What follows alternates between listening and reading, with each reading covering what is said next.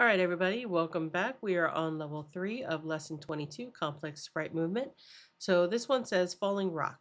In this program, the rock should speed up as it falls down on the screen. Do this. Add code to make the rock speed up as it falls. Drag a velocity y block inside the draw loop. Use the counter pattern with the velocity y property. Play with the value in the counter pattern to find one that speeds up the rock as it falls down. So we have our variable rock gets create sprite. So 250, that's going to be over here. So 250. All right, so it's going to start up here and it's going to look like a rock and then it's going to fall and it's going to go at 0.5 velocity on its way down. So that's half a pixel per frame rate. Background sky blue inside the draw function. So here's where we're going to add the code. So let's get started with that. We're going to, of course, have our variable. Now, a lot of students have struggled with this.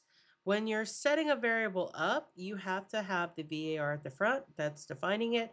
But down in the program where you're actually using it, you're going to use this one right here. You're not going to use the one that says VAR.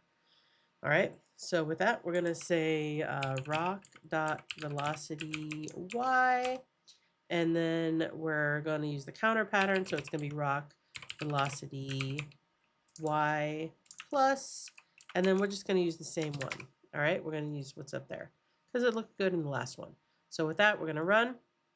Ooh, did you see that? It starts slow. Bam! There it goes. All right. Let's play around with it. Let's say we're going to do 2.5. I don't know what's going to happen. Let's find out. Ooh, that fell fast. Beautiful. All right, so we played around with it. Let's try 1 point. Actually, we're just going to try 1. I like that. All right, so we're going to stick with that. That's it, ladies and gentlemen. We are done with level 3.